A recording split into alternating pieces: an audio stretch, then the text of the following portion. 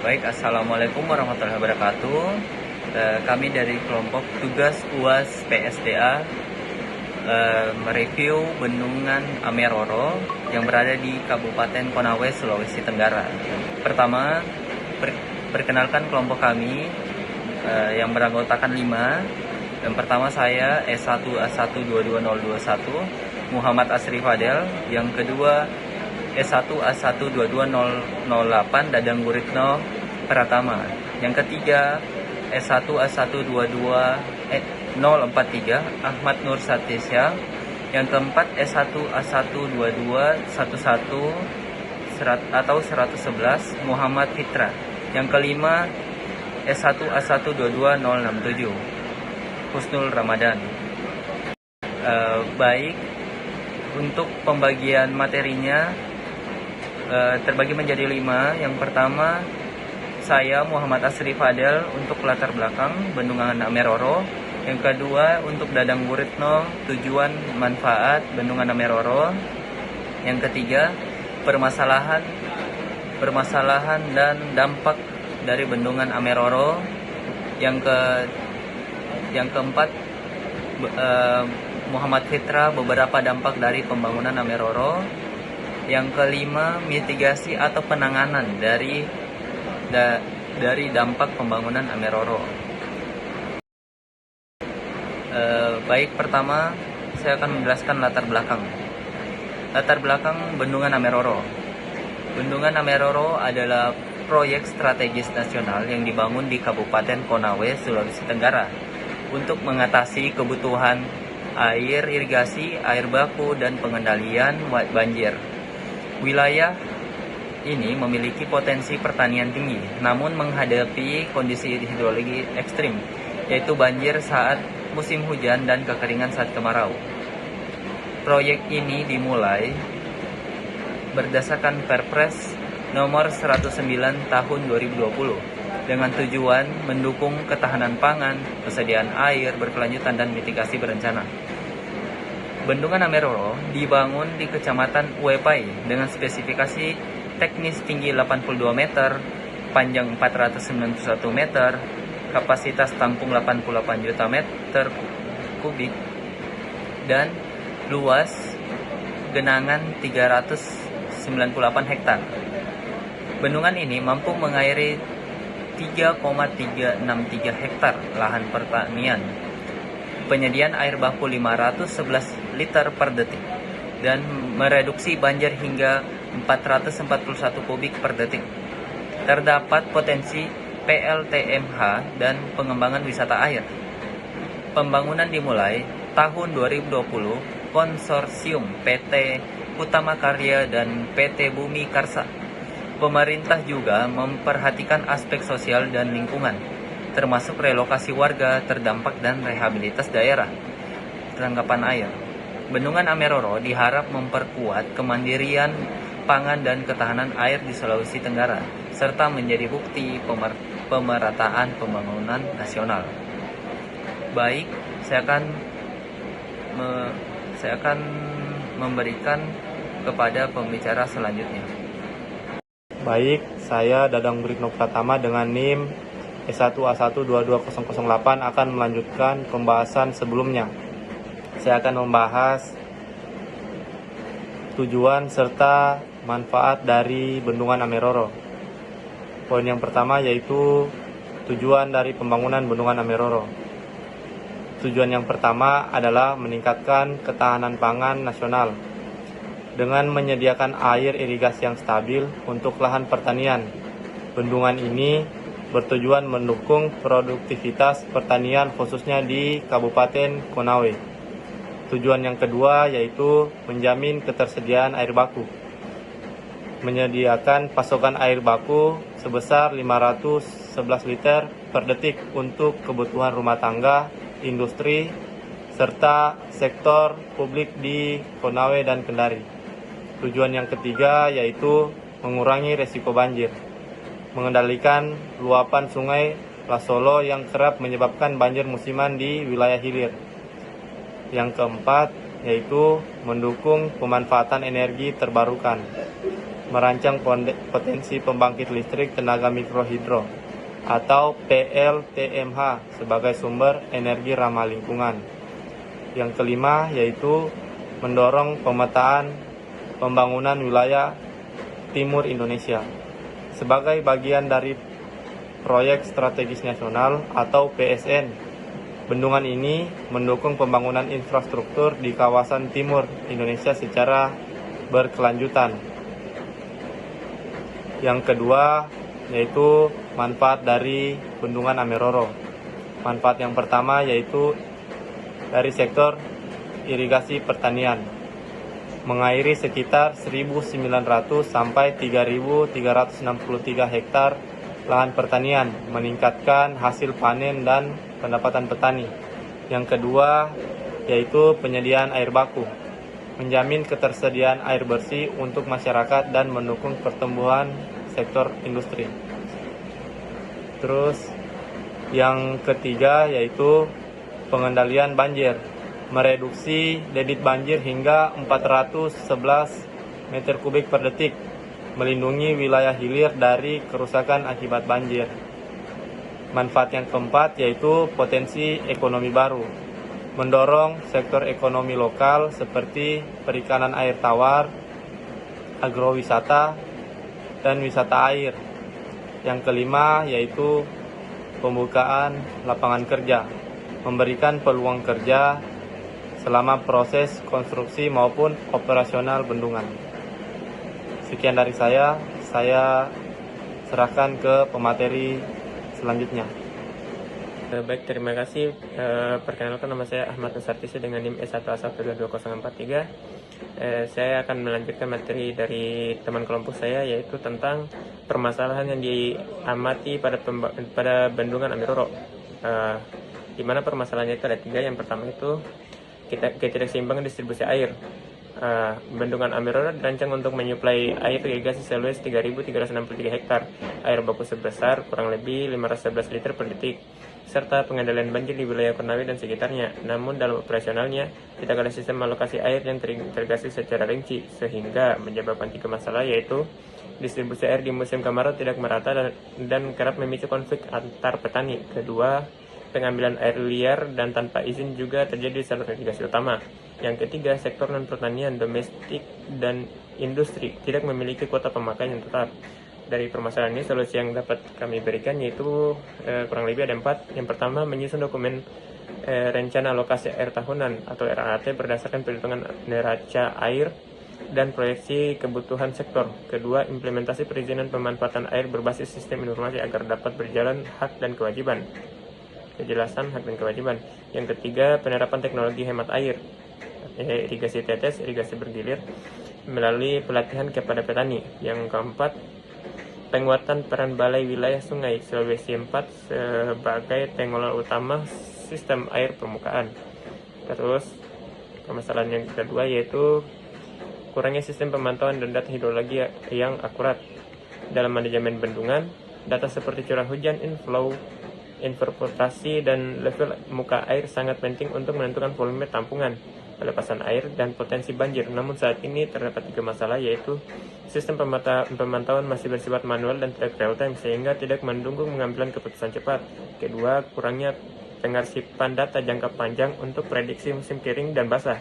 Dan yang ketiga, tidak terintegrasinya data dengan sistem nasional hidrologi. Dari masalah ini, solusi yang dapat diberikan yaitu pertama, mendominasi alat ukur seperti automatic water level recorder, automatic rain gauge, dan telemetri sistem di pos-pos hidrologi hulu. Yang kedua, digitalisasi dashboard bendungan dan pelatihan personel untuk interpretasi data. Yang ketiga, kolaborasi dengan BMKG dan BBWS untuk integrasi dan cuaca data hidrologi. Yang keempat, penerapan model simulasi hidrologi berbasis GIS untuk proyeksi dan analisis risiko. Lalu permasalahan yang ketiga yaitu sedimentasi yang mengurangi kapasitas tampung. Pada Ameroro terdapat beberapa di wilayah Sungai Lasolo yang memiliki topografi bergelombang sehingga curam, serta daerah tangkapan air atau DTA yang belum sepenuhnya tertangani dari segi konversi, aktivitas pertanian di lereng, perambahan hutan, dan pembangunan infrastruktur tanpa pengendalian erosi menyebabkan sedimentasi tinggi. Masalah yang timbul itu ada 3 kurang lebih, salah satunya yaitu tingkat sedimentasi tinggi dan erosi permukaan dan longsor mikro. Kedua, menurunnya kapasitas tampung efektif yang berarti pengurangan umur teknis bendungan. Yang ketiga, gangguan pada saluran intake dan distribusi air akibat endapan longsor. Dari ketiga masalah ini terdapat solusi yang dapat kami berikan, ada 3, yaitu pembangunan sedimen trap dan check dam di hulu sungai utama. Yang kedua, melakukan dragging atau penggalian lumpur setiap periode tertentu berdasarkan hasil pemantauan batimetrik. Dan yang ketiga, program konversi hulu das secara kolaboratif dengan masyarakat seperti agroforestry, treasuring, dan reboisasi. Sekian dari saya, dan saya berikan kepada teman kelompok saya yang berikutnya. Perkenalkan, nama saya Mon Fitra, NIM S1A1221111, akan membahas beberapa dampak dari pembangunan Bendungan Ameroro. Yang pertama, dampak lingkungan Bendungan Ameroro. Membangun Bendungan Ameroro menimbulkan dampak lingkungan signifikan seperti perubahan tata guna lahan yang menyebabkan hilangnya vegetasi dan terganggunya ekosistem lokal. Habitat flora dan fauna endemik rusak, mengancam keanekaragaman hayati dan jalur migrasi satwa. Dari segi kualitas air, bendungan berpotensi menimbulkan eutrofikasi, pencemaran dari limbah konstruksi, dan menurunkan kadar oksigen dalam air. Pengaturan aliran sungai berdampak pada berkurangnya aliran di hilir saat kemarau. Mengganggu pertanian dan ekosistem. Sedimentasi dari material hulu mengancam kapasitas tampung waduk. Selain itu, risiko bencana seperti longsor, erosi, dan banjir muatan atau backwater juga meningkat di area sekitar bendungan. Yang kedua, dampak sosial Bendungan Ameroro. Secara sosial, pembangunan Bendungan Ameroro memberikan dampak yang cukup signifikan terhadap kehidupan masyarakat sekitar. Salah satu dampak yang paling dirasakan adalah relokasi dan penggusuran warga yang bermukiman di wilayah genangan. Ribuan warga terpaksa kehilangan tempat tinggal dan lahan usaha dan tanah warisan yang telah mereka miliki selama bertahun-tahun. Proses relokasi ini sering kali menimbulkan perasaan kehilangan, stres, dan serta ketidakpastian mengenai masa depan. Kehilangan ini tidak bersifat material, tetapi juga emosional karena keputusannya ikatan sosial dan budaya antara anggota masyarakat yang sudah lama hidup berdampingan. Yang ketiga, dampak ekonomi Bendungan Ameroro. Pembangunan Bendungan Ameroro memberikan dampak ekonomi ganda. Secara positif, bendungan meningkatkan produktivitas pertanian dengan menyediakan air irigasi untuk 1.900 hektar lahan, serta menyuplai air baku 511 liter per detik bagi Konawe dan Kendari. Potensi energi mikrohidro dan pengendalian banjir juga mendukung stabilitas ekonomi regional. Namun, dampak negatif jangka pendek muncul dari relokasi warga, kehilangan aset dan sumber penghasilan, serta meningkatkan risiko pengangguran dan ketimpangan manfaat antar wilayah. Masyarakat terdampak di hulu cenderung menerima manfaat lebih sedikit dibanding wilayah hilir. Oke, sekian, terima kasih. Saya serahkan pada teman saya. Perkenalkan, nama saya Muhammad Kusnul Ramadan dengan NIM S1A1221067. Di sini saya akan membawakan materi tentang mitigasi atau penanganan dari dampak pembangunan Bendung Ameroro. Ya, baik, langsung saja. Yang pertama, mitigasi dan adaptasi dampak lingkungan. Untuk mencegah kerusakan ekologis akibat pembangunan bendungan, diperlukan langkah mitigasi dan adaptasi berkelanjutan. Upaya mitigasi meliputi rehabilitasi lahan dan revegetasi di lereng dan area terdampak, penanaman pohon lokal, serta penataan zonasi konservasi guna melindungi keanekaragaman hayati. Pengendalian kualitas air dilakukan melalui instalasi pengelolaan limbah saat konstruksi pengelolaan vegetasi perairan, pembatasan pertanian intensif, dan pemantauan kadar nutrien untuk mencegah eutrofikasi. Strategi adaptasi terhadap perubahan aliran air meliputi manajemen pelepasan air yang meniru pola alami demi menjaga ekosistem hilir. Untuk mengatasi sedimentasi, diterapkan pengelolaan das terpadu, reboisasi daerah hulu, dan pemasangan perangkap sedimen. Poin kedua yaitu mitigasi dan adaptasi dampak sosial, yaitu mengatasi dampak sosial pembangunan bendungan terutama relokasi warga perlu dilakukan dengan pendekatan humanis dan partisipatif. Proses relokasi harus adil, transparan, dan melibatkan masyarakat. Disertai kompensasi layak berupa uang dan pemukiman baru yang dilengkapi fasilitas dasar. Untuk mendukung adaptasi, disediakan pelatihan keterampilan dan pendampingan mata pencarian alternatif bagi warga terdampak, seperti pelatihan pertanian modern, UMKM, dan keahlian teknis. Pusat integrasi sosial juga penting untuk memperkuat kohesi antar warga dan mencegah konflik. Penyelesaian sengketa dilakukan melalui musyawarah hukum adat lokal dan pengawasan lembaga independen. Keterlibatan tokoh masyarakat dan lembaga adat memastikan proses relokasi diterima dan berjalan harmonis. Poin ketiga, mitigasi dan adaptasi dampak ekonomi. Untuk mengurangi dampak ekonomi negatif seperti kehilangan aset dan pekerjaan, pemerintah perlu menerapkan strategi mitigasi menyeluruh, seperti pengembangan perikanan air tawar, wisata air, dan agrowisata berbasis potensi lokal.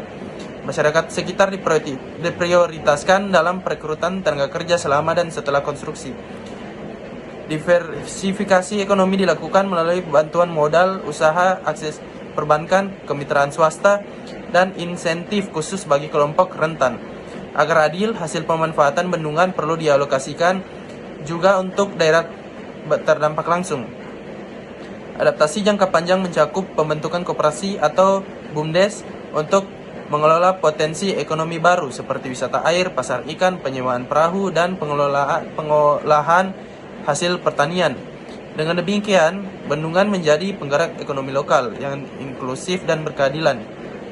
Nah, untuk kesimpulan strategi mitigasi dan adaptasi, yaitu untuk dampak lingkungan, strategi mitigasinya itu rehabilitasi lahan, pengelolaan limbah, dan flow regulation. Untuk strategi adaptasinya itu reboisasi hulu das, pemantauan kualitas air, dan konservasi ekosistem. Lanjut, untuk dampak sosial sendiri strateginya yaitu relokasi layak dan adil, musyawarah kompensasi. Dan untuk strateginya pelatihan keterampilan, integrasi komunitas, dan penguatan sosial budaya. Dan untuk dampak terakhir yaitu ekonomi, untuk strateginya yaitu program padat karya, UMKM, dan subsidi. Untuk strateginya sendiri yaitu diversifikasi ekonomi, BUMDes, dan alokasi manfaat bendungan. Mungkin itu saja yang dapat saya sampaikan terkait Bendungan Ameroro.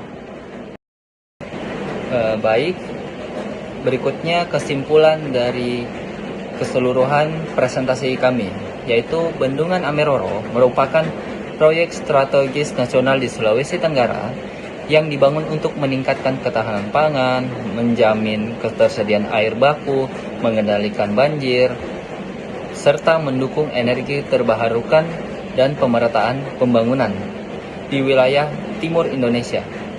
Meski memberikan manfaat yang besar, seperti peningkatan produktivitas pertanian, penyediaan air bersih, dan peluang ekonomi baru, pembangunan bendungan ini menghadirkan tantangan berupa